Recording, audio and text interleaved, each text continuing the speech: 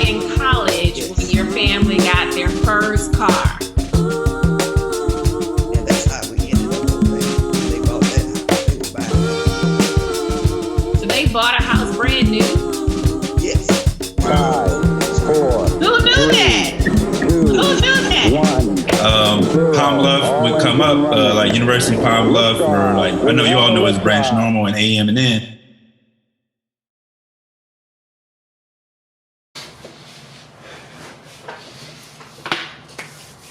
Hey, welcome to another edition of the Branch Normal Collection. Let's get our light right here. All right, hey, welcome to another edition of the Branch Normal Collection. Today we're going to be talking to Celeste Preston. Our spotlight is going to be on the Carpenter family of Arkansas. Lincoln County, Arkansas, Grady, Arkansas area. A little bit south of Palm Bluff. When I was a kid growing up in Palm Bluff, every now and then my mom would take us to get some fish from the Carpenter's restaurant past the mall. If you keep going down Harding past the Pines Mall, you would get to the Carpenter's restaurant where some of their land was.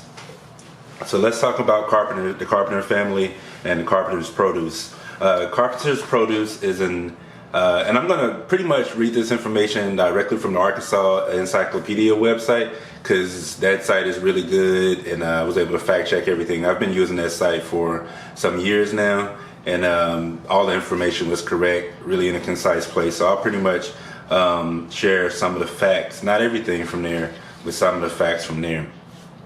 So Carpenter's Produce is an agricultural enterprise based in Grady, Arkansas, that supplies produce for both regional farmers markets and national grocery chains such as Walmart and Kroger. The Carpenter family has long been an important symbol of African American success in the field of agriculture. All right, so here are some facts. Carpenter's Produce was established by Abraham Carpenter Sr. and Katie Carpenter in 1969. In 1969, Katie planted a 1-acre vegetable garden and began selling her produce locally. So it started when the wife just started her own garden and began selling what she was growing. At the time, Abraham Carpenter was working at a lumber mill in Pine Bluff, Arkansas. Using some of his earnings, he purchased 30 acres of land in Grady. They went from 1 acre to 30 acres from saving up money. Abraham and Katie have 5 sons and 3 daughters who are all involved in the business in some way. I believe in 2020, by the time of now, 2021, one of the sons passed away. Abraham Sr. used incentives to keep his children around: a car for graduating high school, a house nearby to help work the farm. There was a job on the farm for all family members. Nobody had to find work anywhere else. 3 generations of the Carpenters supply produce for their store in Pine Bluff, in addition to national chains such as Walmart, Kroger, and the Quality Performance Group food service. The Carpenters set themselves apart.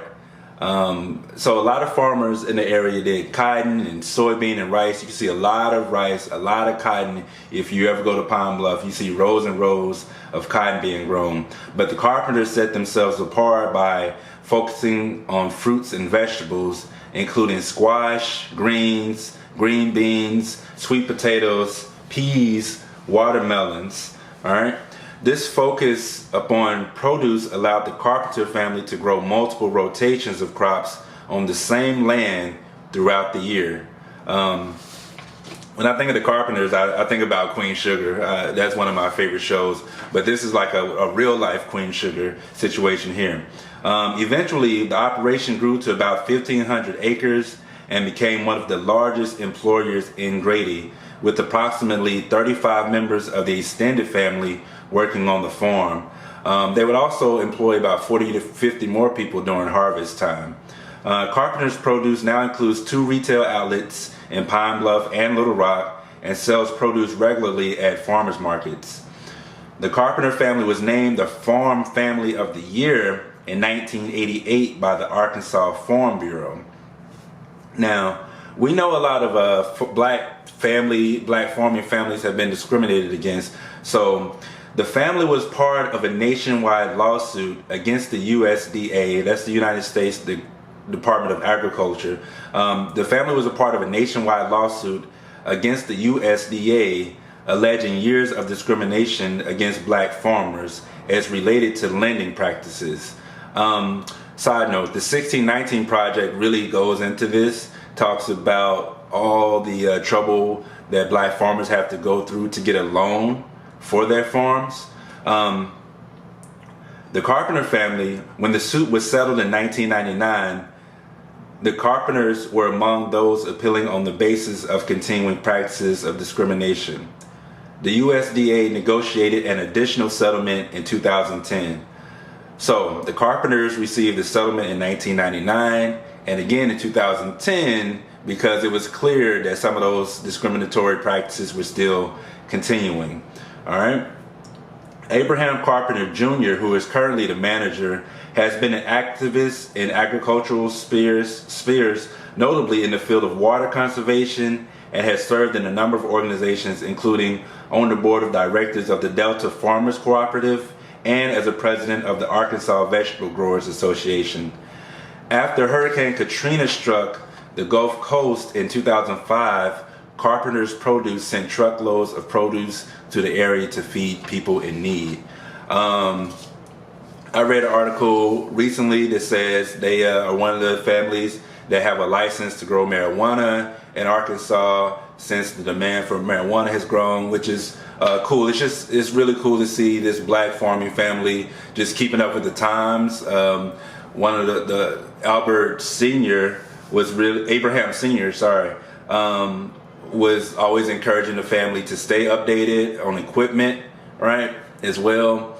And so it's just cool to see them stay with the times, to see this family just kind of start from a garden in 1969 and still be so successful in 2021. So definitely check out the Carpenter's family. If you're ever in Pine Bluff, they have some really good fried fish. Aisha's has some good fish. Carpenter's has some really good fish as well. So definitely go check out Carpenter's Produce if you're ever in Pine Bluff. And do your digging online. You can find some information about the family as well. And so now we're going to get into our interview with Celeste Preston. All right. Hey, Celeste, how you doing? I'm great. How are you, Chris? Good. That was Katie Carpenter, Abraham Carpenter family. I have so much to say about farming, but I mean, we could just talk about agriculture all day, but I know we're not really here for that. But I have so many connections to agriculture. I mean, let's talk about it. Yeah. What comes to mind? Like the first thing you're thinking about?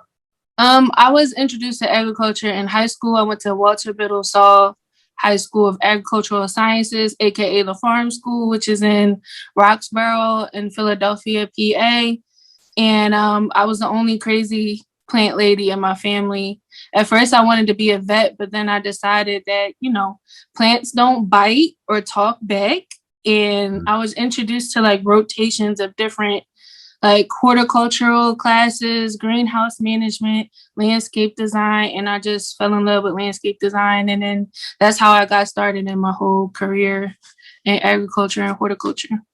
Oh, wow. So yeah, this when I was thinking about the Carpenter family, well, getting ready for your interview, I knew I was going to interview you some weeks ago, right? And so the Carpenter family kind of kept coming up in my mind as I thought about what you were doing, what your interests were. I came to your school. You brought me to your school one time some years ago, and I never really seen anything like it, to have like the school based around growing plants, like really growing things at all. So, but what made you want to go to that school? Like whatever got you interested in plants and even wanting to go to that high school? Well, let me tell you, I'm going to be quite honest. I applied to probably like 6 or 7 different schools in the city, but that was really the only school that accepted me. But that was the only school I really wanted to go to because they call my school a magnet school. So you specialize in certain things. And I just knew like it was going to be right for me. And we have a farm literally across the street from the academic building. So I just stuck with it. And my mom threatened me. She said, if you don't make it here, you're going to the neighborhood school, which is Martin Luther King High School. And it had a bad rep at the time. So I just knew I needed to succeed in whatever I was going to do in high school. Oh, wow. No, that's real. Those ultimatums will like really do it for you. Yes, it will. All right. So how is your school, how is that high school different just in the day of like, so are you taking more classes around, I guess, science and planning, or is it more, and what are the curriculars like too? Are you staying after school to do this type of work as well? Yeah. Yes. It's actually really unique. When you are a freshman and sophomore, that's when you go through rotations of different classes. I even took like an agriculture mechanics class, and each class I think was like 2 hours a day. So we had like outdoor labs where we were actually out in the field doing the work. It wasn't so much like a lot of written stuff that we had to do, but I think that was the best way for me to learn because I'm a visual learner. So you just show me how to do something and then I'm just going to go ahead and do it. Right. So I had a garden. My grandmother had a garden, but like when you say you're going out and doing the work, what are you actually doing? Are you like planting things? Like what does that look like? Okay, so what I do basically any and everything. Like right now, in my current career, I call myself a lady landscaper because it is a white male dominated industry. So I like to set myself apart from that. And because there's not a lot of women in this industry, I am forklift certified. I could drive bobcats, tractors. I could operate all the power equipment. I drive different trucks. I do weeding, mulching, snow removal, planting, do container designs, floral designs, like any and everything I can like do creatively, I actually do, as well as picking up trash too. So okay. anything outside is what I do. All right. I'm gonna go to high school just a little bit more, like maybe 1 or 2 more questions about high school, particularly because I am going to be encouraging teenagers to watch this. I have a nephew who is about to be 13 next year. And it's an age I'm really curious about because I think if you catch a Black kid, and maybe any kid, but if you catch a teenager around 14 to age 16, you're really going to figure out what they want to do with the rest of their lives. That's my theory. Yes. Right? So let's say like, what's one of the first things you remember learning at your high school? I learned how to plant a tree. Everything I've ever learned in agriculture, I've learned to do by hand. So we use all shovels, different types of shovels, because at the end of the day, when your power equipment fails you, you got to be able to still pick up and finish the job. So everything we've done was by hand. And this is all in Philadelphia. All in Philadelphia. Yep. That's a really unique experience to have in a major city, right? It is.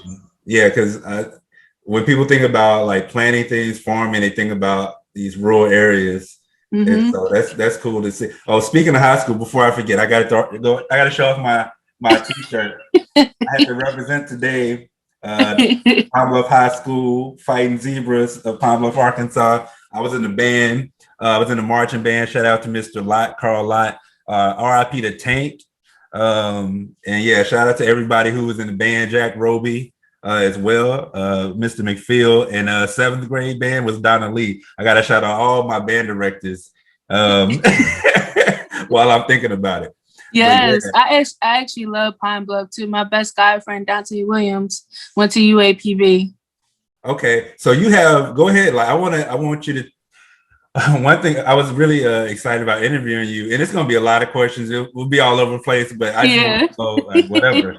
So you spent some time at UAPB. What was that like, and when was that? Like, how did you end up being a part of UAPB, the experience?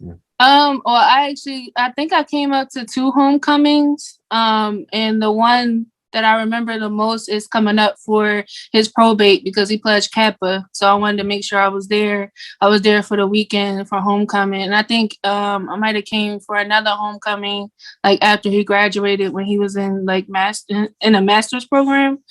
But I knew like I wasn't going to get an HBCU experience because I went to a predominantly white college. So I wanted to see the band. I wanted to see the parties and all the celebrations and being around Black people because I had a huge culture shock once I got to college. So it was just, I felt so like safe and it felt warm to be there. And I actually like teared up a little bit because I didn't want to leave because it just felt like home there. So I'm just grateful I was even able to fly out there because, you know, as a college student, we don't have too much money, but I was able to scrape up something just so I can fly there a couple of times.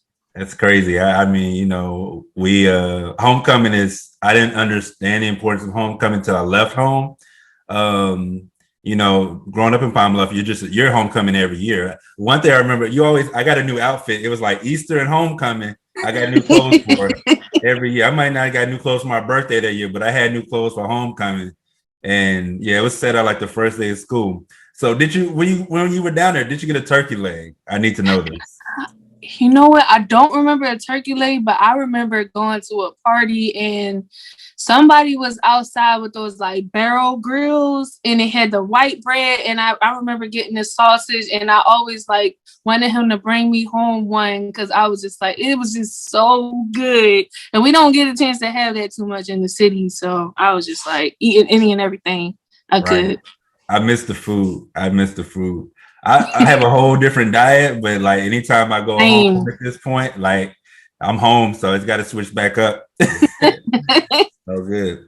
Now you mentioned going away to college. So we know where you went to high school, but what happens after high school? Kind of give us that timeline from graduating high school to, let's say, I guess, leaving college.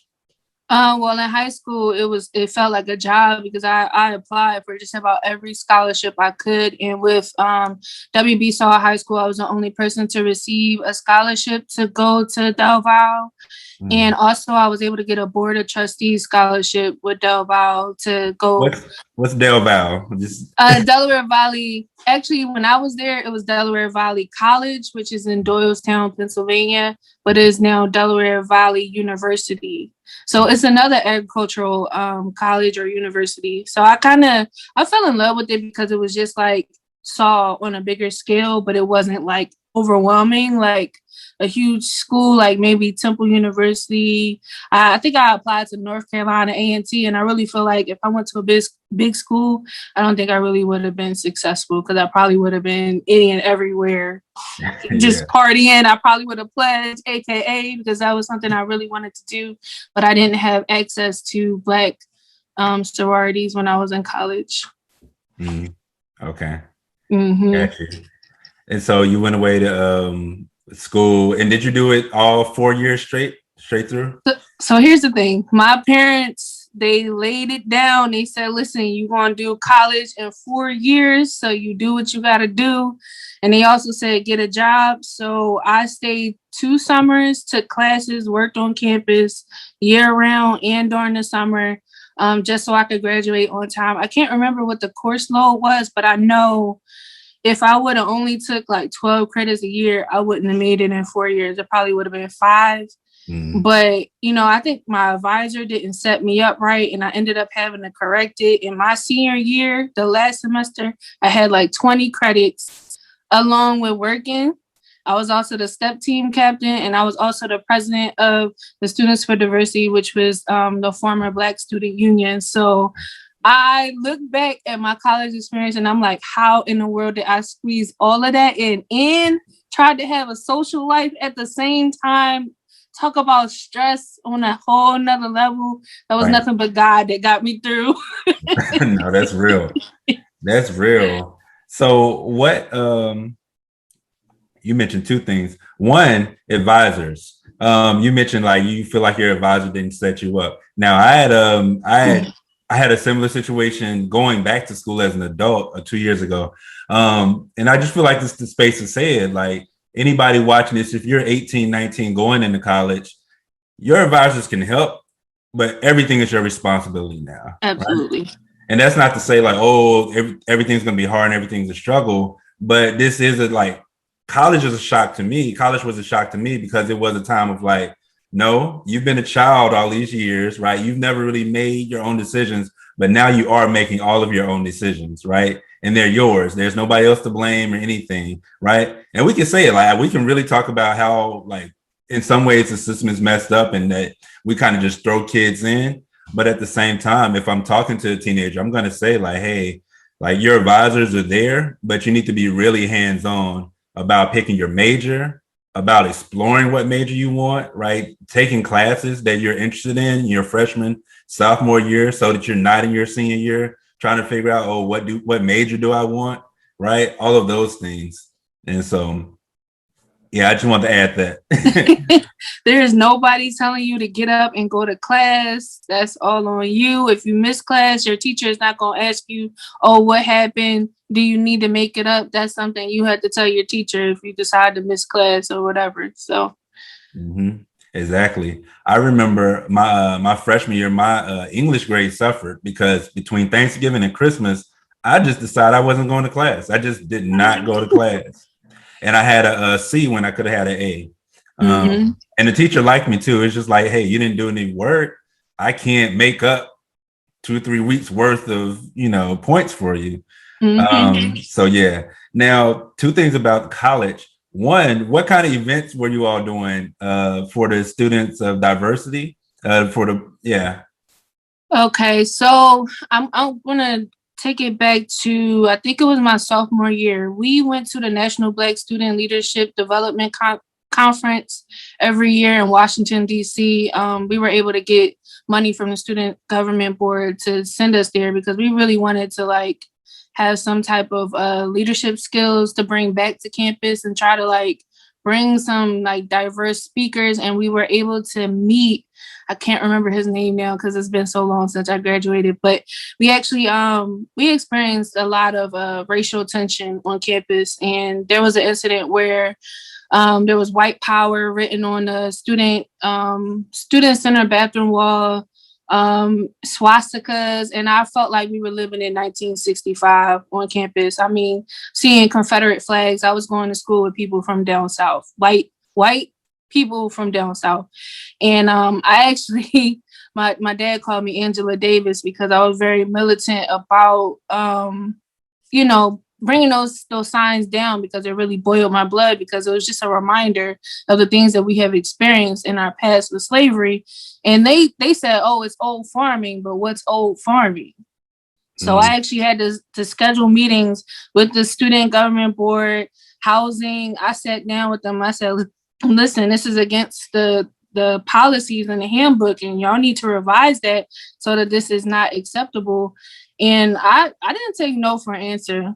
When I was, in school, because I knew that whatever mark I was going to leave, I wanted to make sure it was long lasting for the future minorities that were going to come onto campus. So we were able to bring a racial climate assessor to the campus, and he basically developed a survey for students to take and to be able to gauge like what the root of the problems were and how to solve it. I was actually appointed a member of the Race, Culture, and Diversity Committee by the president of my college. And during the summers when I was working on campus, I sat in on meetings with board of trustees, and we really tried to like work diligently on trying to help change the whole climate of our campus. And I think I made a difference. I sure hope I did. Sure you did. Yeah. Just the work you were talking about doing and having those meetings. It's one thing to meet with other students. It's another thing to be a student and meet with faculty and staff, right? Administrators. Absolutely. And I knew I had to address it differently. I couldn't go in as an angry Black woman because that was just a stereotype.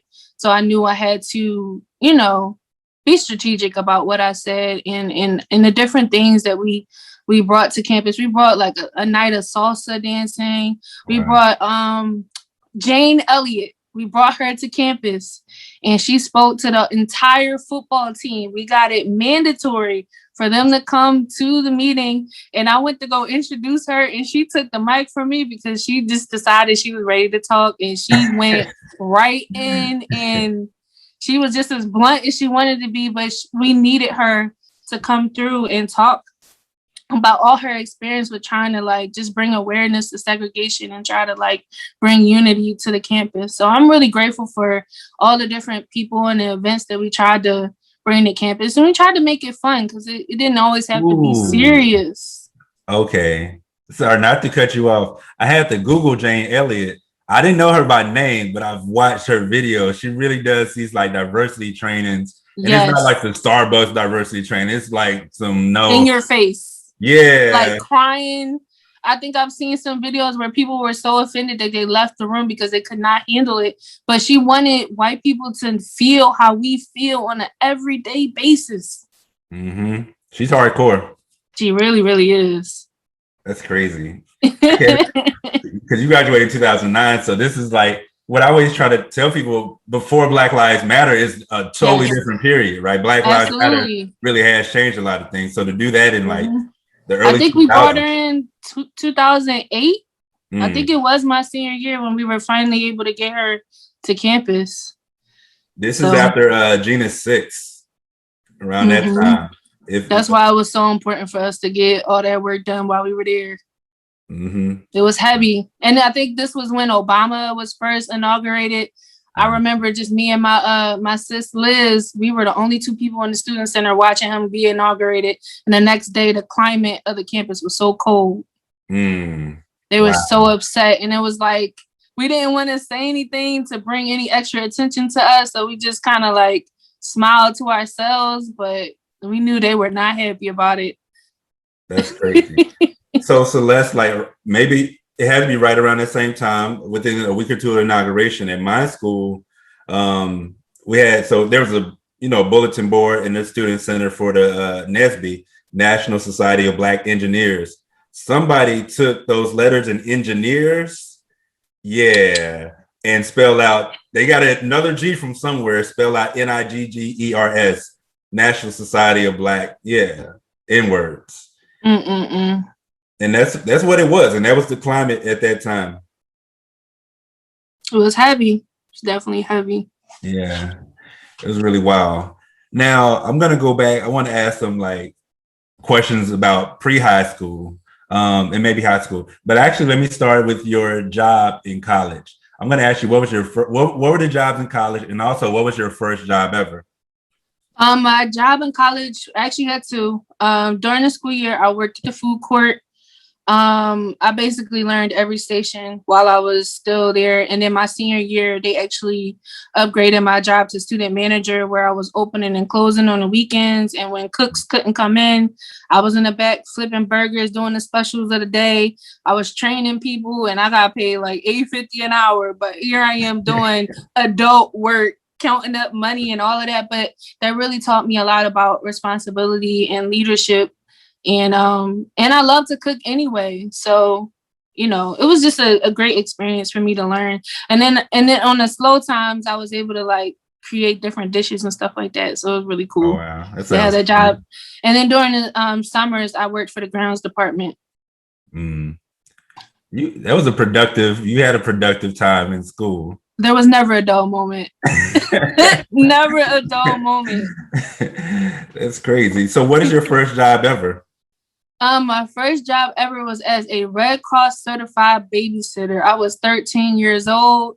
My mom, she paid for me to take a class at Germantown Lincoln Hospital, where you take a day to just learn about all the first aid, emergency procedures, how to take care of babies if they're choking. I even was able to take a Red Cross bag with me that had like a little handbook, a first aid kit, and I took that to every house that I took care of kids. I made sure I had my little bag with me. And I think by the time I was in college, by the last time I was taking care of kids, I was probably making like $10 an hour. But I just love kids and I love taking care of them. I take care of them like they were my own. Mm-hmm. So. Now, before then, that was when you were 13. So before then, what were your hobbies like? What were your hobbies, and did you like play any sports, play any instruments, anything like that? Well, I grew up in a very strict home, so I wasn't able to do a whole lot, but I actually danced for 15 years with the Canaan Baptist Institute of the Arts. I took tap, African jazz, and my favorite dance style was tap, which I'm trying to get back into. So you guys might be seeing some videos of me tap dancing at some point because I do have a pair of shoes that I would like to really break in. Wow. Yeah. Your parents really invested in you. Yes, they did. And I think my mom put me in dance. I don't know if she was able to take dance when she was younger. I know she did Girl Scouts. I knew I couldn't do both. And she put me in dance at 3 years old. And because I said I still wanted to continue it, she allowed me to continue taking dance. Okay, sweet. Now, what did she dance at all? Or like, what were your parents' hobbies? My mom actually does line dance now. So I get it from her, like her sense of rhythm. My parents sang on a gospel choir for like 20 to 30 years with the Carol Antrim Ensemble. So we didn't have babysitters, so we went to choir rehearsal with them. We learned all their songs. Wait, let's go back. I thought you were about to say your parents like sung in church. That doesn't sound like exactly what you just said. So break down to me the ensemble because I'm not familiar with that name. Go ahead. Yeah. Well, I guess you could say she's like my aunt because she knew me like for as long as I've been alive. But I'm not sure how they got into the ensemble. I'm gonna have to ask my mom because I can't remember. I just know that they had an annual concert in probably like the last like 2 to 3 months before the show. They would have rehearsals, and Carol Antrim, she has an entire catalog of gospel songs, and then they would bring their cassette tapes and their recorders and they would record all their songs. And then I remember hearing my parents, practice at home. They might have actually met. I don't know if they met in the ensemble, but basically my dad is also a minister, so I've been in the church for all of my life also. So I've been around gospel music for my entire life and also in dance. That's how I got introduced to music, classical music. Wow. Okay. I love, so I'm interviewing only people that I know, right? Yes. What I love about what were your parents' hobbies? What did they do? There's almost always a connection. Almost always. And I definitely just made a connection. We'll get to that in a little bit. Okay. But I definitely noticed something. This is going to be a rapid fire, a couple of rapid fire questions. If you could throw a music festival, all right, any genre, dead or alive, who would be your top 3 acts? Ooh, that's so tricky because I'll say this. I was not allowed to watch TV growing up, a very, very limited amount. And all I had was music and books. So for the first 15 years of my life, I could only really listen to gospel music. So I listened to a lot of Andre Crouch, Fred Hammond. Kirk Franklin was really, really big growing up. So I know just about every Kirk Franklin song. And then smooth jazz, 106.1 was on the radio all the time. So Luther Vandross and all those amazing artists. But if I could choose a music festival act, I would love to say Michael Jackson, Jasmine Sullivan, and Nina Simone. Oh, wow. Wow. I know it's totally different people, but I remember watching. I said it's your festival, so I remember just being in awe when Michael Jackson's Bad video came out, and I remember the 25th anniversary, and seeing when the VHS came out with all of his music videos. I was just sitting there like, wow, he literally put movies together. They were not music videos, they were movies. And I was in awe of the fashion, the music, how well it was put together. I just love Michael Jackson. The fact that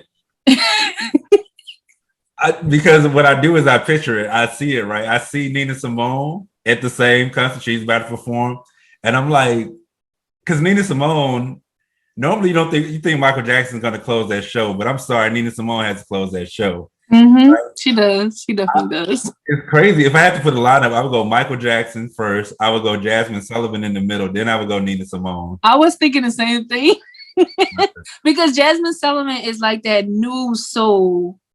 But she has that like old soul mixed in, and I could listen to her all day long. And she's from Philly. Like, come on, Philly gotta have Philly represented.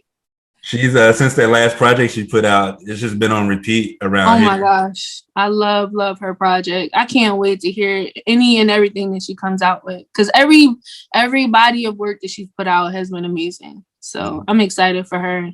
Yeah. So I interviewed Kerwin for the first interview. I know he's a huge Jasmine Sullivan fan. My fiance is a huge Jasmine Sullivan fan as well, and so it's just dope. Yeah, I would I would love to see that concert. Yes. Now, gospel. I have to tell you, my favorite gospel song ever is "What God Has for Me Is for Me." That's a good one. Yeah, definitely grew up on gospel. I was kind of the same. I didn't realize it was a rule. I got to my teenage years and I realized I had never really listened to hip hop music. I didn't even realize Kirk Franklin, Canton spirituals around the house. But then we were really into spiritual. So Mahalia Jackson as well. And some of the older gospel artists, which is it really fills your soul. And I think even it's just there's a lot of peace in gospel music, I'll say. Absolutely. Yeah. So, all right.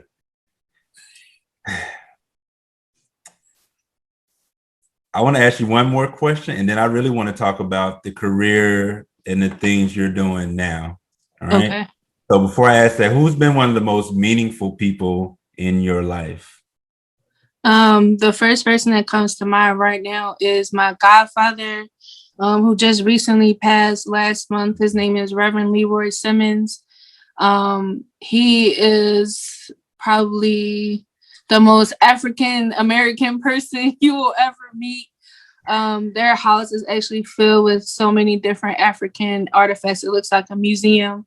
And he actually used to cut my dad's hair for 20 to 30 years. They actually have a barbershop across the street from the house. They were one of my first clients for my landscaping business. They are the reason why I am the entrepreneur that I am.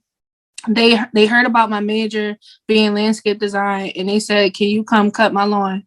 I started cutting their lawn with their electric mower with a cord, extension cord, and then it got word from her two neighbors, one on each side. So then I was stretching the cord to that neighbor and then going to the other neighbor. And I said, you know what? I'm tired of this. Let me go buy my own mower. So then I bought my own gas powered motor. And then as I started building up the clientele, and this is all word of mouth. This is before data on your phone, social media. And before you know it, I started getting my weed whacker, my leaf blower, all of that. And eventually I was able to be self-sufficient with all the equipment that I needed for my business. And then I was still working full time. But then I also, after work, was working for people all over Germantown, Mount Airy, West Oak Lane for the most part. Okay. So when did this start?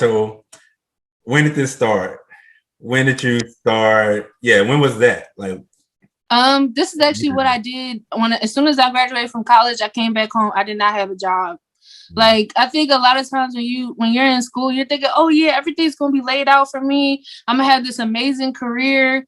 No, I came home and I was devastated. I didn't want to come back home, but I didn't have money to live on my own. So I had to come back home, and I was just like, listen, what skills do I have to make money? So I actually was able to get a summer job at Kepler Charter School, which is an Afrocentric elementary school in Philadelphia. I was actually the cultural arts teacher for landscaping.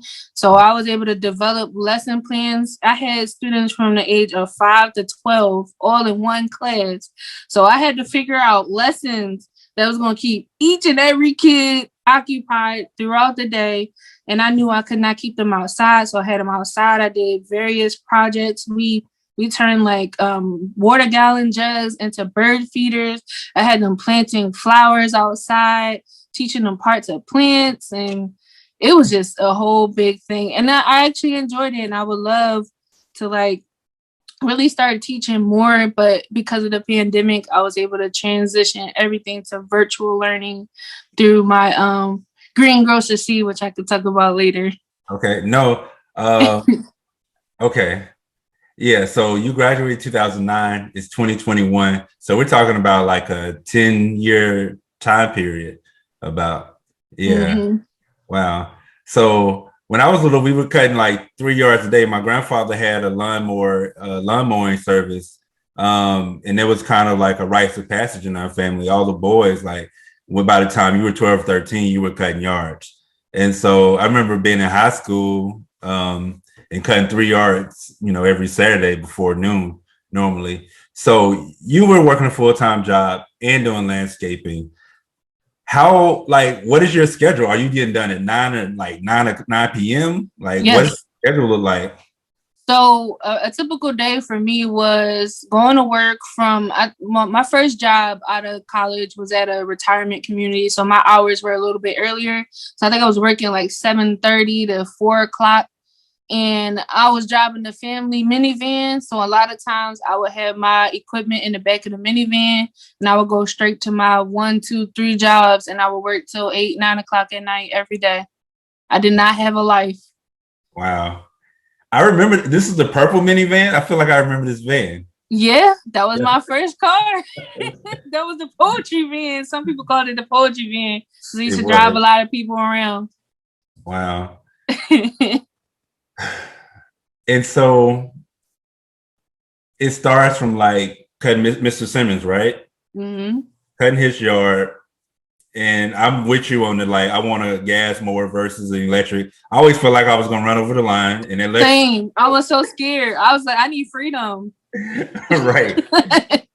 And so you're literally cutting his yard, and the 2 neighbors on the side cut mine too. Mm-hmm. And you start getting clients from there. Mm-hmm.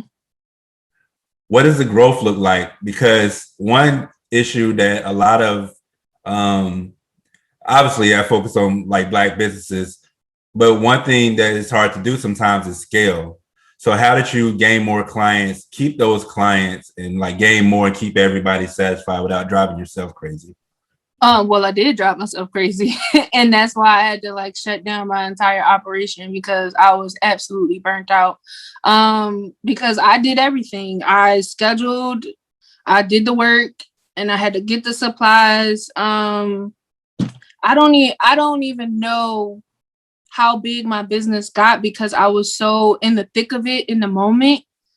And I was just trying to just take care of everybody. And I actually felt like a slave to everyone. And I was just like, everyone else is getting this amazing service, but I'm not servicing myself.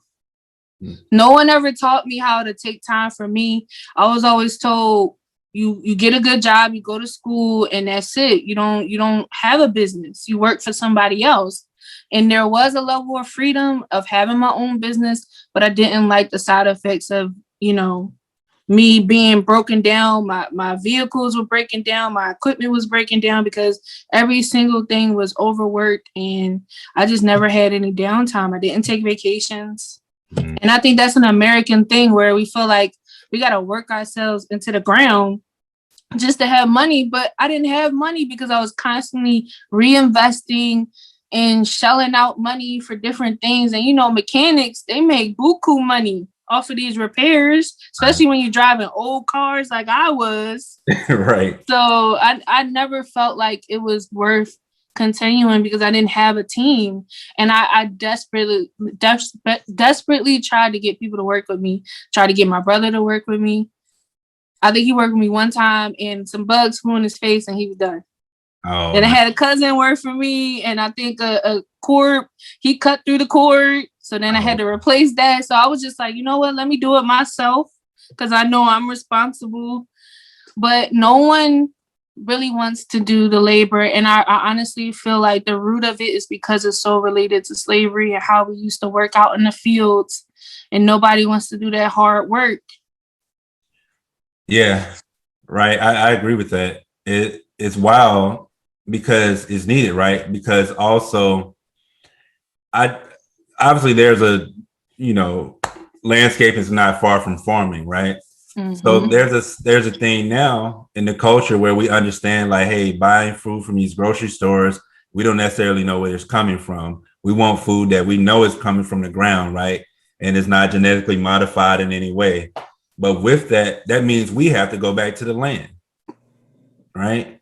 Mm-hmm. And now with that, we can look at this work as, slave work, or we can redefine how we look at our ancestors, right? Absolutely. So, because we kind of look at our ancestors like, oh, they were just slaves. But no, these were people with names, personalities, favorite songs, jokes, right? These are people who had skills. That's why they were brought here, to do skilled labor, right? They knew how to grow the rice. They knew how to grow cotton. They knew how to grow corn down the line.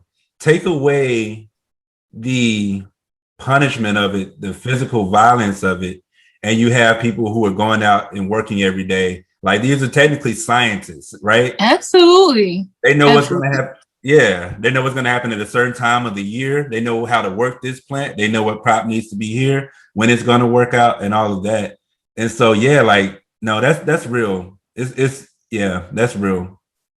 That's why I'm so passionate about presenting nature in a different way. I add a lot of hip hop music to my content, my garden content on social media, just so people can actually like take it all in. And then when they really look at the content, they're like, oh, that is pretty cool. That's something I can do. Let me try it out. And I've had so many people say they've learned so much from me in just the year or so that I've been like really like sharing my journey as a lady landscaper and as a farmer. I'm really like starting to make a difference out in the world, and that's like the best feeling ever. Now, what is? I know you grew up in the church, but we didn't talk about spirituality much. But Kate, and this is a question that it's not in the written questions anywhere, right? Yeah. But what is the connection for you between spirituality and working the land and farming? It's absolutely. I always say when I am in nature, I am most connected to God. I have probably moved more away from the actual religious part of Christianity, and I'm connected directly to source or spirit or ancestors. Last year during the pandemic, my job allowed us to work once every 10 days. So I was able to stay home. This was the first time in my entire life I actually had time to do whatever I wanted. And as soon as I heard about this pandemic, I feel like the ancestors was like, listen, you better go out there. I have a pickup truck now. I don't have no more minivans. I was able to my dream when I was 16, I said, I'm going to get me a truck. So I got a truck. I went to Lowe's. I loaded up the back of my truck with soil, all the plants I could actually fit in the back. And I know this sounds crazy, but I dug up my backyard by hand. I didn't use not one power equipment. I had my 17-year-old shovel that my parents gave me in high school when I said I was serious about landscaping and gardening.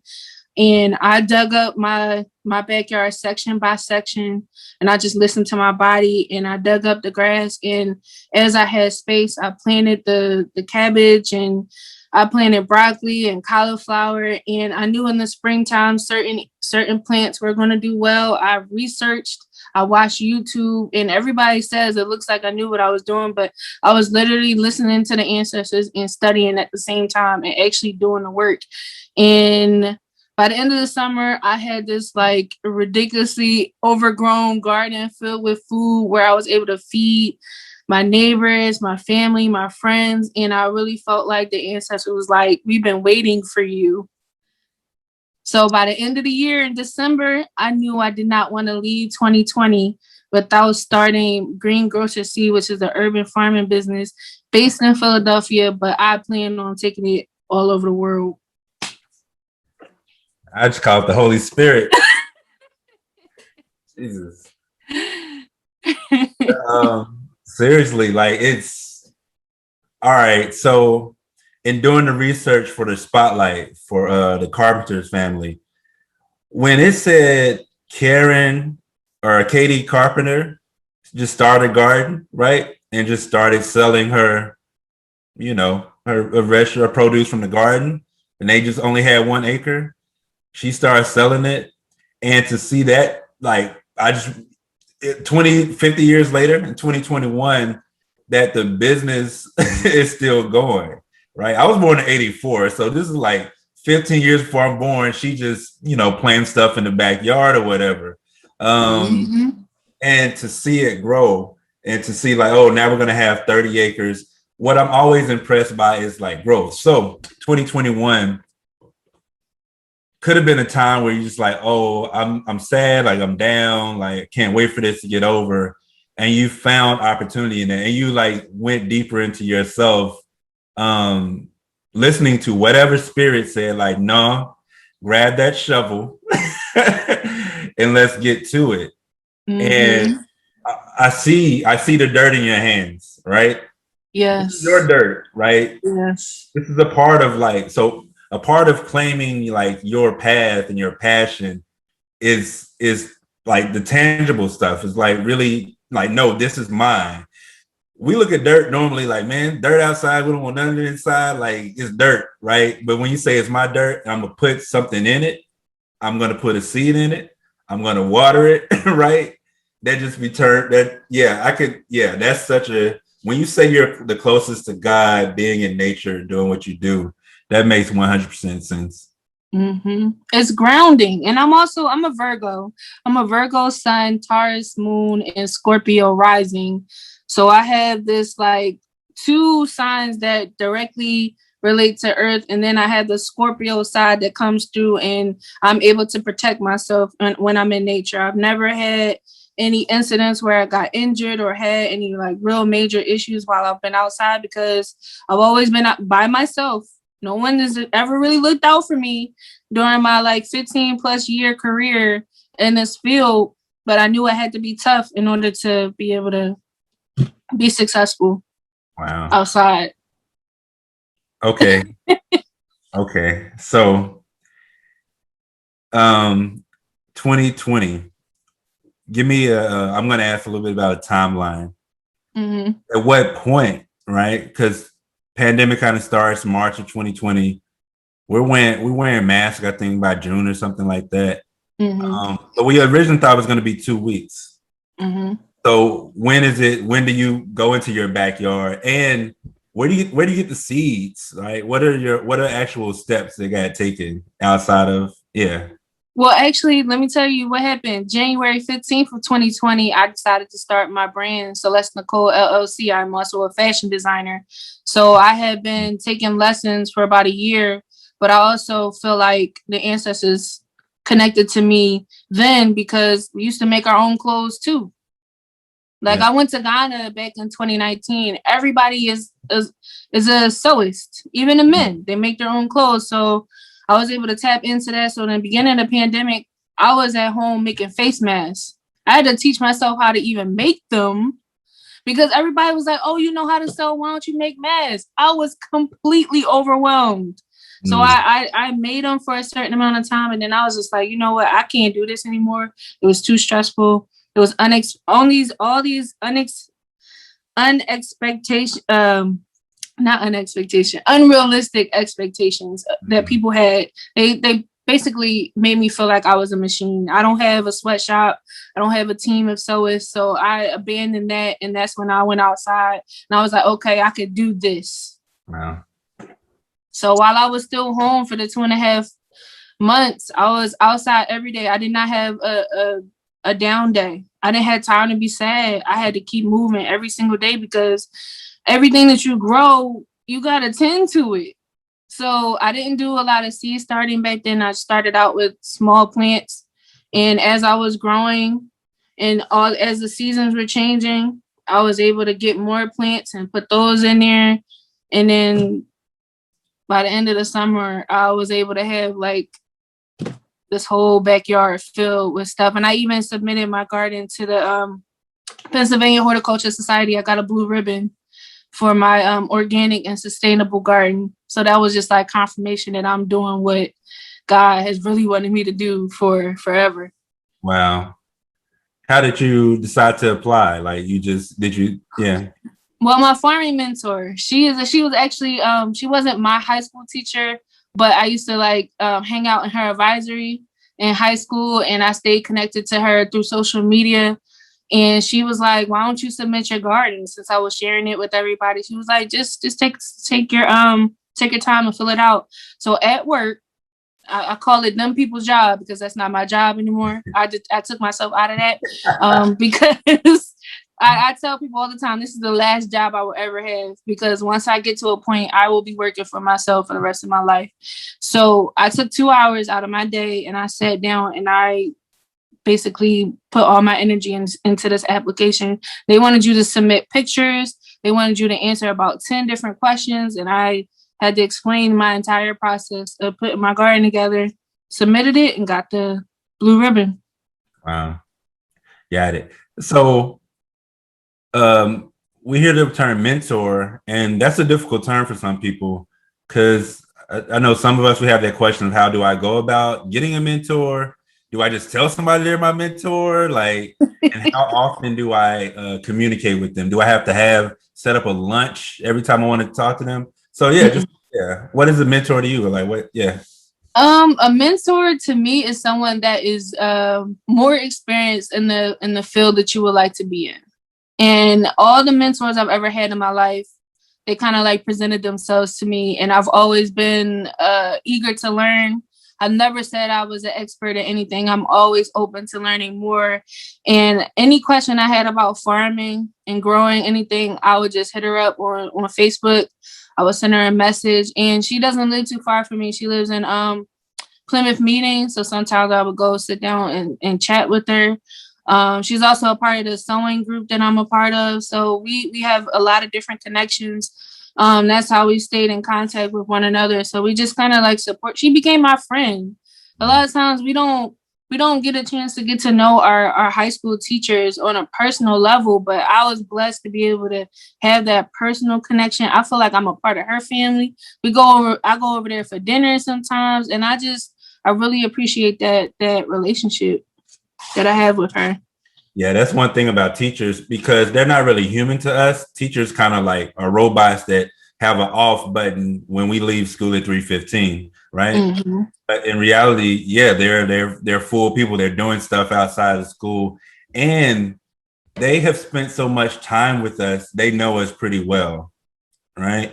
If you're in your element, especially you, right? You're in school, you're in your element. Your teacher would have seen that, right? And so it's easy to kind of follow up with you later on. So that makes sense. Yeah. Describe Green Grocer Cee for me. Like, I don't know. What is it? Green Grocer Cee actually came about last year. A Facebook friend, because he would see all my gardening posts, he was like, I'm gonna start calling you Green Grocer John. And I was just like, I feel like John is used so much. I was just like, I'm a rep Philly wherever I go, but I will not put John a part of anything that I'm doing. Word. So I was, and I was really like praying hard to like really find a name for it, because I didn't even know I wanted to start a business until the end of the year, and it just like popped in my mind, and I was just like, well, my name is Celeste, and at first I was calling myself Farmer C, but there's actually a Farmer C in the world, so I didn't want to be connected to any other name, so I just decided Green Grocer Cee was it. And then I was able to register everything with the Pennsylvania business directory. So everything is legit. Got my EIN number.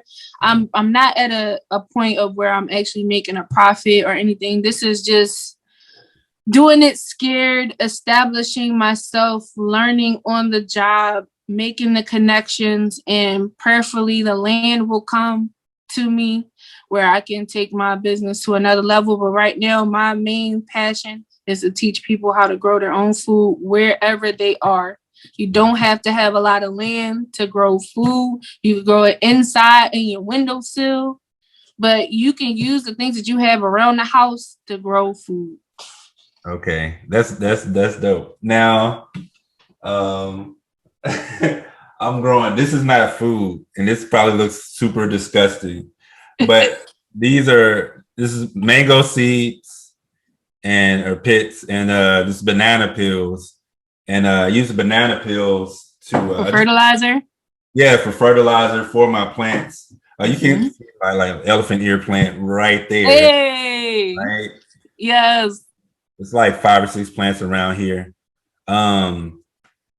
But yeah, like what are some things you can grow inside? Some like produce that you can grow inside?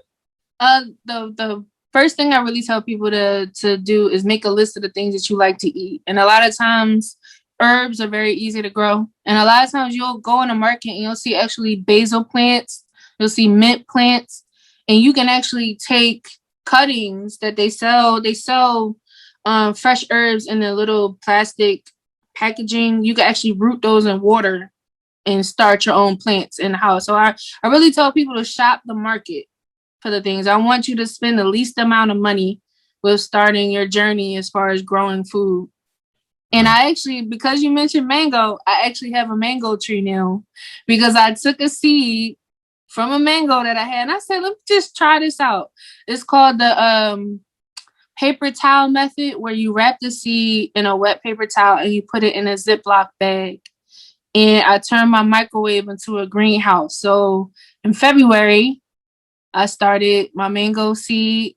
It grew into it. Listen, I have pictures. I have proof. I actually just planted my mango in a pot. It is now in my greenhouse in my backyard. It is 4 months old, 4 or 5 months. Back in February. God. You said I turned my microwave into a greenhouse, and I was Yes. I don't really heat up a lot of stuff because I am vegan now. So I don't really like eat meat or anything that really needs to be heated up. So that's another thing. Vegan life chose me, because if I'm teaching people how to grow food, I had to address my mindset towards food. I could not be a hypocrite and say, well, grow your own food, but still eat that fried chicken and all the stuff that we used to eat that used to clog our arteries. And I actually lost 30 pounds since January, because I just pretty much changed my life, and I am living holistically, not on any medications. So I'm strictly a plant-based John. Word. How do you feel? I feel amazing.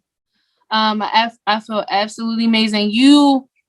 The detox process is intense. I will admit that it's not going to be easy, because our bodies are carrying so many toxins that we've had in our bodies for so long.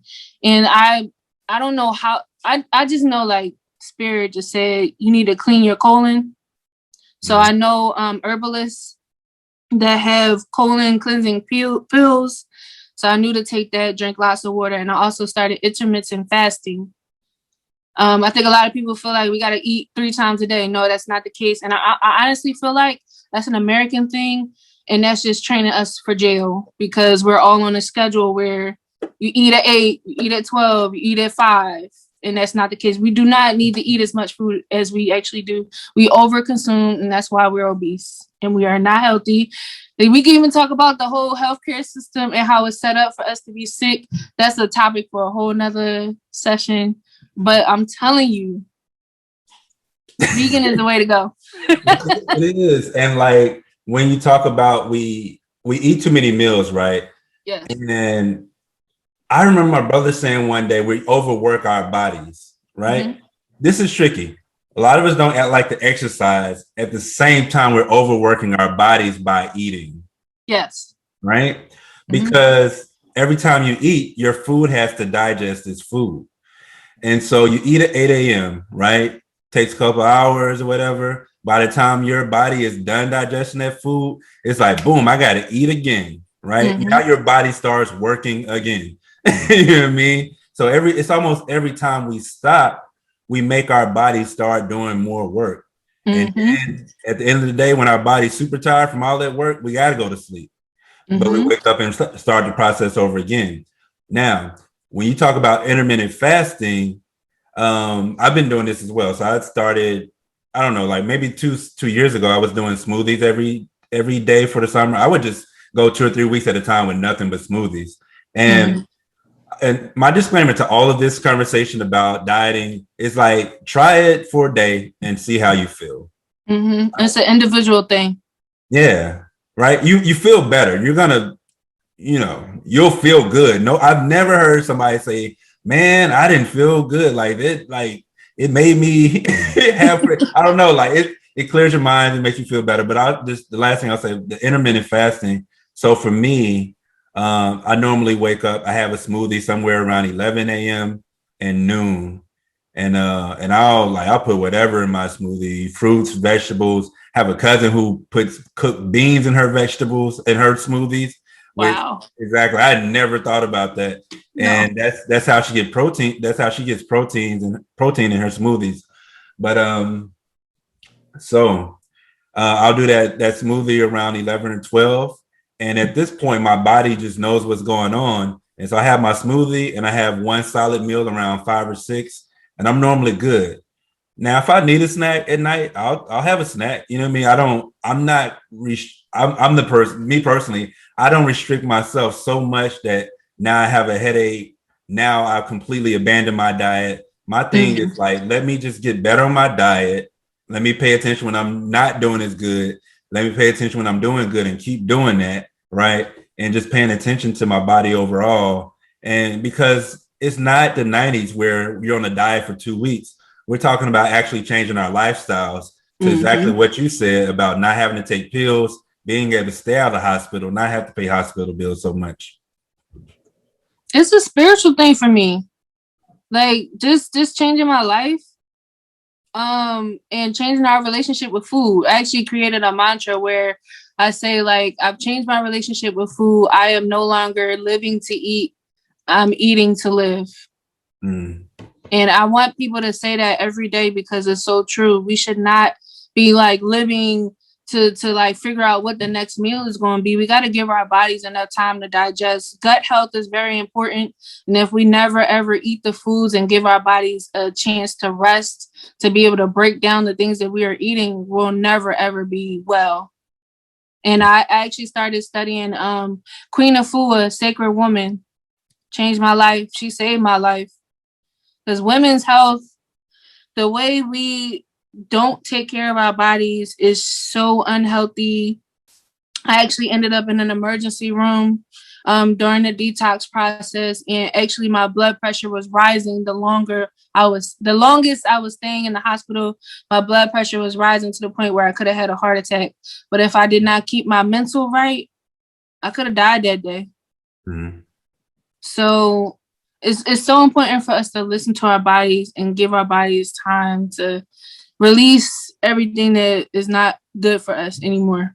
Because in the hospital, they say, oh, this is normal. It's normal for your hormones to be all out of whack. No, it's not.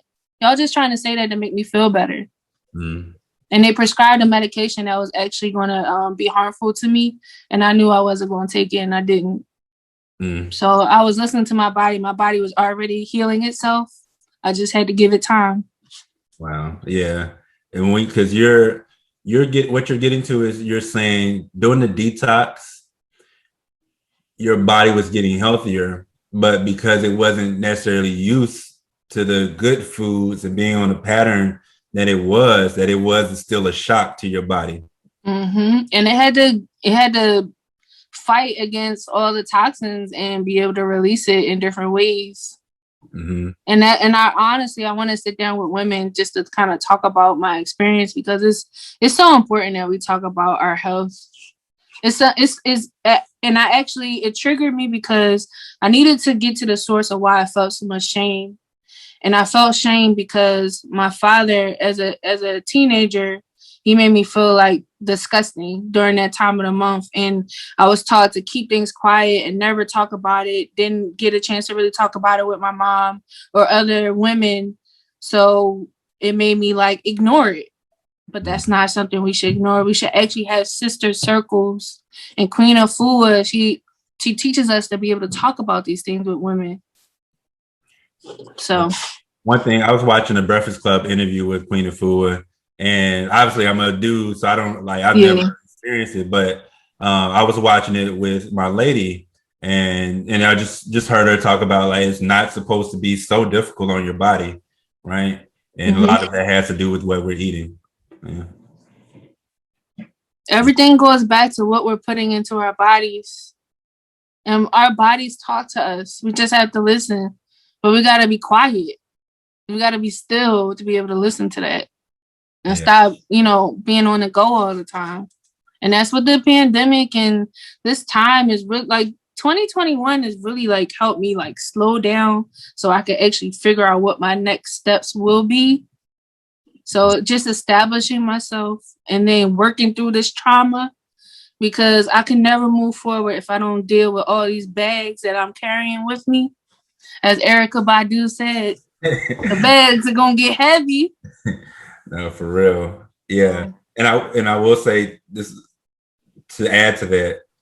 I heard somebody say that the body is the only thing we actually have, right? Yes. The only thing when you're born, literally, all you have is your body. Your parents they're not a possession of yours, right? And all the tangible things and the money that we get along the way, we can get, but they can also leave. But the only thing we always ever have is our body. And so it's number one, right? It's number one. So you do, we've talked about farming a little bit. We talked about landscaping some. I could talk to you about farming forever because I just really feel like that's the move. It's most important. Yeah. I know Black people have their Black businesses and invest in the stocks and we on the crypto, but I think we're really going to be talking about farming and what you said, like you don't need a lot of land, you don't need a lot of space, you can grow things inside. So I could talk to you about that for hours. But you do other things. I met you as a poet, and that was the connection I made when you talked about your parents performing. I was like, oh, you saw your parents on stage. Makes sense that I met you when you were on stage. So poetry. So I'm going to read this from your bio. I am also an event curator, a social media influencer, fashion designer, positivity promoter, and community builder. I don't know where to start. I can tell you where the poetry came from. Because I grew up in such a strict home, I felt like I didn't have anybody to talk to. And the page never talks back. All it does is receive. And when I was 13 years old, I was in elementary school in 8th grade, and a young lady that was really close to me, she passed away in a car accident. She was actually down in Disney World, like during our winter vacation. And nobody helped me. Nobody could really help me through that grieving process. And the first poem I ever wrote was about her and her life and how she meant to me. So ever since then, I've been writing poetry to help me work through my emotions. And I think in 2010, that's when I started performing with panoramic poetry, open mics. Everything I've ever done comes to me in visions, and I kept having these dreams of like performing on stage, and I was like, God, you want me to do what? You want me to share my deepest, darkest secrets in front of a room full of strangers? And the more I tried to run away from it, the more intense it was feeling, and I knew I had to do it. So I stood in front of people with my paper shaking, but that was all she wrote, and I knew I needed to continuously share the things that I've been going through because there's somebody else that I could, help through sharing how I felt. And then I actually did my CD release in 2011 And that you were at. I'm gonna break that down because you, just like your parents invested in you, you invested in yourself, right? Mm-hmm. So the CD release, you paid for production, right? You recorded it. This wasn't you at home, you know what I mean, on your iPhone or anything like that. So you paid for production, wrote those poems, paid for production, got design done, got everything packaged up. Then you had a CD release event, right? And it's a CD release event where you're booking a venue, paying for the venue, you're booking other artists to perform, you're promoting it for people to come out. Yeah. But I learned how to put events together from being in 15 years worth of dance recitals. Sitting there during all the rehearsals, I watched how the production came together. It looked like chaos during the year that we were rehearsing, but I sat there and I watched everything. So it's like effortless for me to be able to put shows together. And your shows are having the most fun, right? So yours are really organized. Sometimes as a poet, sometimes as a host, you pop up. Sometimes I'm popping up as a host, but I'm also setting up chairs. I'm also working the door, whatever, Yes. And I remember when my dear and I, you booked us to host an event in Germantown a few years back. My 30th. That was your 30th birthday. Okay. Yeah. Right. It's crazy. And you had Bethlehem perform as well. And I just interviewed Bethlehem. And I remember having fun. I see the pictures from him. I'm like, man, I was having fun that day. That was a cool day. It was a venue I'd never been in before. So it's just really cool experience. And then what I like about you is that you will bring your worlds together, right? You're not saying oh, there's my poetry world over here and here's my family and friends over here. You bring those worlds together so people can really interact and kind of get an experience that we wouldn't necessarily have unless we were all together. Mm-hmm. But come full circle, the venue that I had my 30th at was the dance school that my dance teachers from me growing up owned. Oh. And I opened the show dancing with my dance teachers because I stayed connected with them. So I wanted to bring, these are all my artistic things that I've ever done. I always try to bring them together because they're a part of me. I know it might seem crazy and seem like, I've done so many different things and lived so many different lives, but this is all a part of my creative genius. So, what's the name of the studio and the people who owned it? Dance Institute of Philadelphia. Okay. Mm-hmm. All right. So I saw a picture of the other day, and those boots, there are these silver boots you have on. It made me think of Andre 3000 or Patti LaBelle when she was in LaBelle as a group. Let me tell you, I am so obsessed with African fabric, and I love Erykah Badu and her eccentric vibe, but my name is Celeste, and it means I am a celestial cosmic being. So I bring the galaxy and all the colors, and sapphire is my birthstone. So my name actually means blue in French and Spanish. So I needed to bring all of that into my outfit that I put together. And it's just, fashion is just a way for me to express myself because my regular job is not glamorous. So I get dirty. I look like a dude, because I don't care about my appearance when I'm out in nature. But when I step out, I really want to make sure I tap into that divine feminine part of myself. Or that makes sense. And you've all but where do you start with fashion? Because that's a whole I mean, because all right, so I look at your Instagram page, and then the fashion is there, but like, where does that start? Like, what's the beginning? I started with fashion because the plus size fashion industry at the time was not what I wanted it to be. I used to go to stores like Lane Bryant, Ashley Stewart, and I thought the clothes looked so matronly. And I'm just like, I'm not 50, 60 years old, and I don't want to look like that. I didn't see a lot of colors. The outfits and clothing did not fit me properly because I had somewhat of an athletic build because of my work outside. So the shirts didn't fit me properly. And I was just like, I'm a DIY person. I'm not going to spend a lot of time looking for what I want. If I had a vision in my brain, I'm just going to do it. So that's when I made one social media post. I said, I would like to learn how to sew. Nicole Stacy. Amazing. Put Cha-Cha Nicole under there, and she is a sewing instructor. I reached out to Cha-Cha Nicole. I started taking private lessons. So I paid for those lessons. No one has ever like invested in this whole fashion thing. I bought my own machines, I bought my own fabric, and I just spent hours and hours just training and taking lessons and just doing it. You'll never know how to do something unless you try it. And I knew I wanted to start my own business in fashion because I want to be able to provide colorful, well-fitting clothes for all sizes, but specifically plus size women because the market isn't where I feel like it should be fashion-wise. So a woman comes to you, and what's the process? Do I tell you colors? Do I tell you what I'm looking for? Is it for an event? Like, what's the process from there? So right now, Once I know I want to work with you for like clothing as a woman, like what's the process like from there? So right now I'm actually working on a maxi dress collection. I really want to just make ready to wear clothing.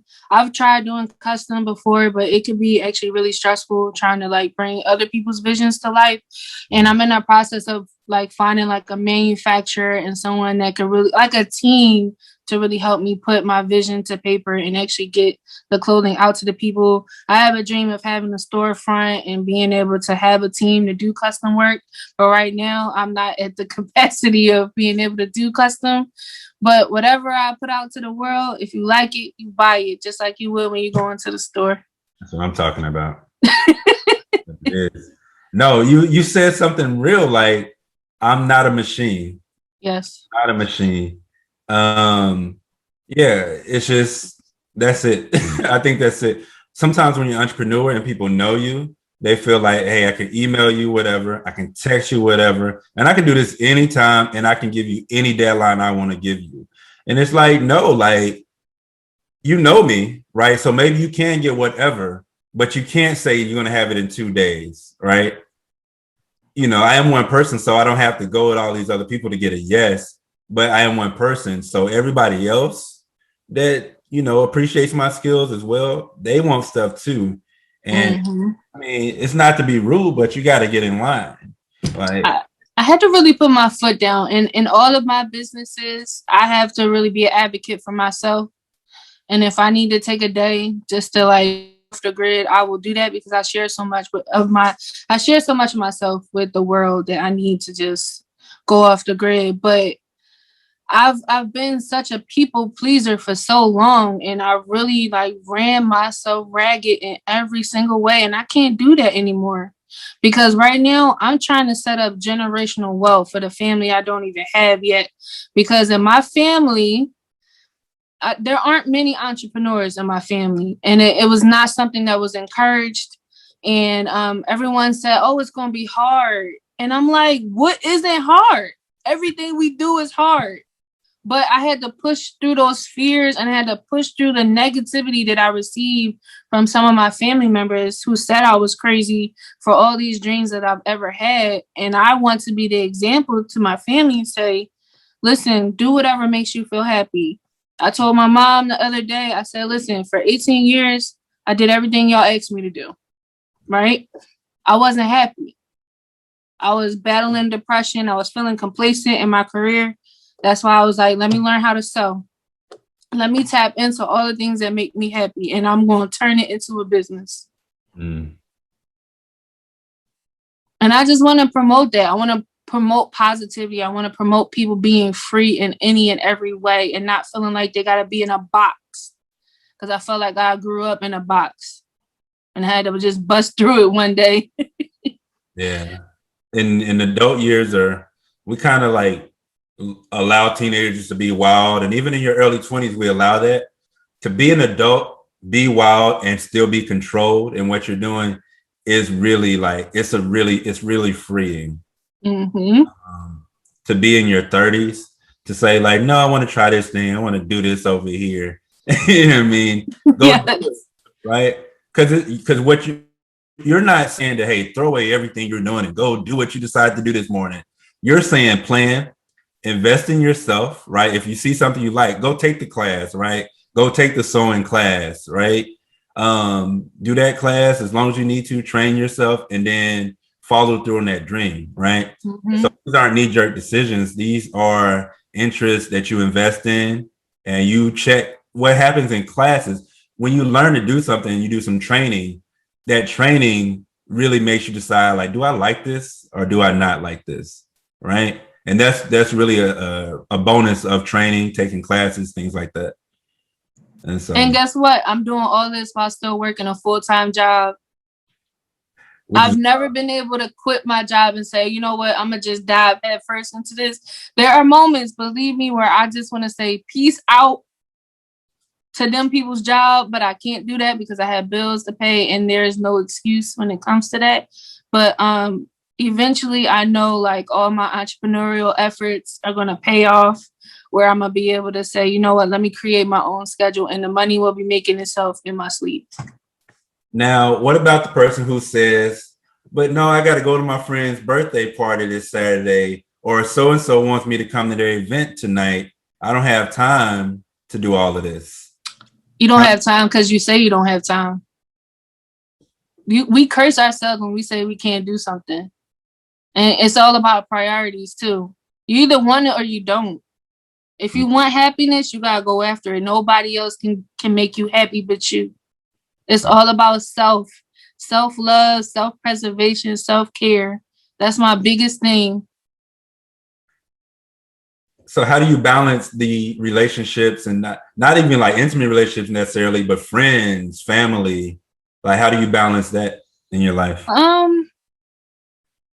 That has been like a science that I'm constantly working at. And I think the pandemic really helped with that because we weren't allowed to be around a lot of people. And I'm actually an introvert. I call myself an introverted extrovert. Yeah. Because I like the people I like, and if I don't like you, I'm not going to be around you, and it's just that simple. And I'm not going to apologize for that, and I don't really like large crowds of people anyway, so this pandemic was the best thing that ever happened to me, because it gave me time to be by myself so I could figure out what I actually wanted to do. But then I also made sure I spent time with the people that I actually absolutely love to be around, and we're all kind of like on the same like health and wellness tip. I'm trying to surround myself with people who are living like a similar lifestyle to me. Because if I know you out in these streets around COVID, I'm not going to be around you. That's real. All right. So I'm going to ask you a question about each of these 3 or 4 things you're doing, and then we're going to get up out of here. I have one more question after that. So I know what sophisticated is, SEW. And you kind of talked about how we can get clothing. Where do people go though for the clothing? Everything is just through social media right now. Eventually I'll have a website so that I can figure all of that out, but I'm not going. I'm out. You can do a website if you want to, but when you say like everything is just through social media, it's 2021. It's powerful. Social media is everything. I study it like a book. I study marketing. I study how people think. I study the algorithms. I study hashtags and all of that. And I have figured out a way to connect with people. And authenticity is the best way to sell whatever product that you have. No, that's real.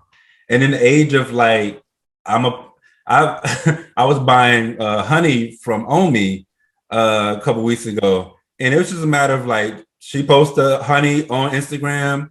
Oh, I want that jar. What's your cash app? You know what I mean? Yes. It's like it's 2021. You know, back in the day, you had a credit card and new PayPal and go to this website and here's a link for this and you got the email. Nah. Yes. Cut the middleman. At least until I have a team to create a website, I'm not going to focus too much on that. I just want to get the product out there. Right. So I have social. Okay, so here's the thing. I have a social media page for every business. I got a social media page for poetry, for farming, and for fashion. And I will say this, my Lady Landscaper 15 page was actually disabled by Instagram. I really feel like they are attacking Black creators because there's absolutely no reason for my page to be disabled for now the past 2 months. I built that from the ground up for an entire year, and that was my most active page, and they shut it down because I liked too many photos. Oh my goodness. And it's against their community guidelines. Oh, that's so much harm liking photos. A whole site that's based on liking photos is mad at you like photos. And I really feel like, you know, maybe the feds are watching or whoever, they don't like the fact that people are trying to like help people free themselves. And I'm big on that. And if you don't word it a certain way, the algorithm is going to pick it up and think that you are against whatever they're saying is not right. And I basically was like, all right, you're going to shut that page down and let me start Green Grocer Cee. And I also have a Facebook garden community called Grow with Green Grocer Cee, which is a private group which I turned into a virtual learning center. So I go live. I actually host Plant Talk Mondays, where I bring different gardeners from like all over the world. We sit and talk about gardening and farming. So say the Facebook page again. Grow with Green Grocer Cee. Okay. And every Monday, do we need to tune in at a certain time? You'll have to join the group just to be a part of it and be able to tune in. Some people are able to record it and post on their pages. But for right now, it's a private group because I have, you know, I like the privacy part of it because everybody can't see everything that's being discussed. Yeah. And it gives us more freedom to talk about different things. It's more intimacy, which means more commitment for the people who are taking part as well. Absolutely. I like to say living room vibes. I want you to feel like we're sitting in the living room just talking about stuff, health and wellness. What is the Celeste Nicole LLC page on Instagram? You said, what is it? Yeah. It's all fashion related content. So I kind of like to show the process of how I make certain things. You'll see like reels of me sewing my face mask. I'll show you some of the prints that I picked out. I like to add music to it. Sometimes I'll share my inspiration behind some of the outfits that I put together. 2 years ago, I put together my collection, my first collection of maxi dresses. So I kind of just show people how my entire process with fashion. Okay, perfect. Now with Green Grocer Cee, let's say, I want to know more about how I can grow produce inside or even herbs. What is that process? Am I like taking a class from you or like, what does that interaction look like? Eventually, I want to be able to like start up like an online series. But for now, if people have questions about growing specific things, you can always DM me. But a lot of times, like right now, I'm in the middle of growing. So I share IGTV videos of what I'm doing out in the garden. I show people like just the other day, I started seeds. So I show people, you know, how I even figured out what seeds I wanted to start. I actually put the link to one of my favorite seed shops that I found on Etsy. Because I like people to know exactly where I'm sourcing my information and my products from. So whatever questions people have, you can always message me. All right. Now you can shut this down. I'm going to just throw out a suggestion to people. Now, in this position that you're in, and the entrepreneur, like you have a lot of information. And I think people can say like, oh, I'm going to just call up Celeste right now and get this information for free.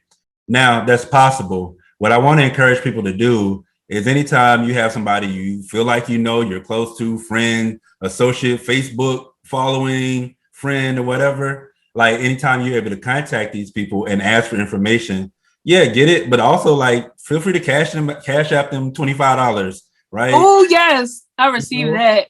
Yeah, just it's times where I want to give you all the information, right? I give you an hour or two worth of information, and I don't have a price necessarily to put on that. I also don't know how much you can give at the time, right? But if you can give, like, don't just take my information for free because I gotta eat. You know what I mean? True. I have bills at the end of the day.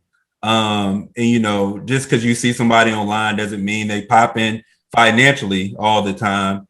And then it's just the practice of we need to show people appreciation for what they give to us, because that can be life changing. If you say like, "Hey, I'm gonna just show you how to grow these in your garden or in the back of your house, your backyard. I'm gonna show you how to grow this inside." That can really change our lives. That can mean down the line, like you said, no bills and no medical bills, things like that. So we just have to have everything doesn't have to be formal. We're used to being in this American culture where like, oh, I'm gonna tell you it's $50 and that's what you got to pay. If you ain't got 50, you don't get it. But it's like, no, that's not our culture, right? And our culture is also not to barter or take things for barter, yes, but not to take things for free. But when we say barter, make sure it's equal value, right? Make sure it's something that's actually valuable to me if I'm giving you something that's valuable to you. But the thing I want to put out there, hey, send me $20. Send Celeste $20, $25 if you're getting information, if you're getting a service that Celeste hasn't put a fee on for you necessarily. I had one person, she reached out to me and she was like, "What's your Venmo? What's your Cash App?" And she sent me some money because I was able to help her with some gardening tips that she needed for hers. And I told her, keep me posted on your progress because I want people to feel like they have the support through this entire process, because it is a little overwhelming, but it doesn't have to be. Word. Right. Let's normalize that. Because it's what you said, like you want to stay in communication anyway, but you don't want to feel guilty for on your end. Like, oh, should I be doing this? Should I be helping so much? I think you naturally want to help and you should be able to do that. And like, yeah, we just want people to recognize that on the other end as well. I have one last question. Out of everything you've done so far, what's one of the things you're most proud of this could be in your career, any career path, anytime in your life, what's one of the accomplishments that you're most proud of? Right now to date, the biggest thing that I've ever accomplished was establishing both of my businesses, because I knew I didn't want to work for somebody for the rest of my life, and just taking that step to figure out, okay, I want to take this to another level.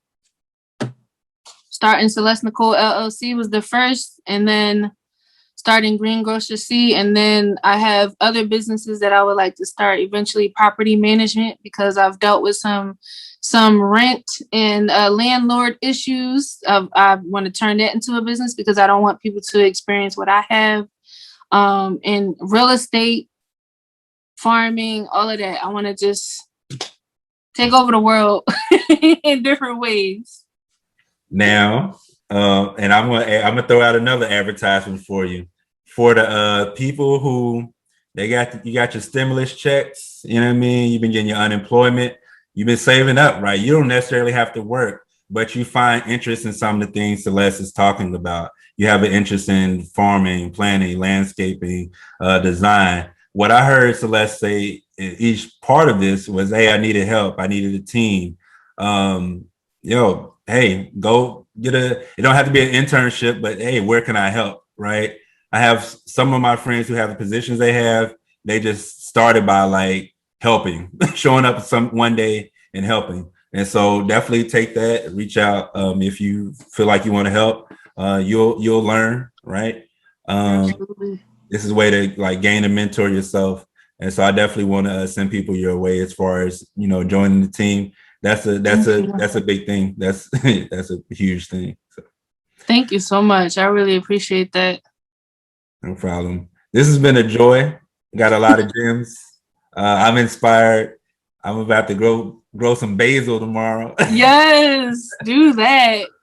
I'll definitely be hitting you up and cash apping you as well. But yeah, thank you so much. Anything you want to add that we haven't talked about? Anything you want to mention? The one thing I'll leave everyone with is just do it.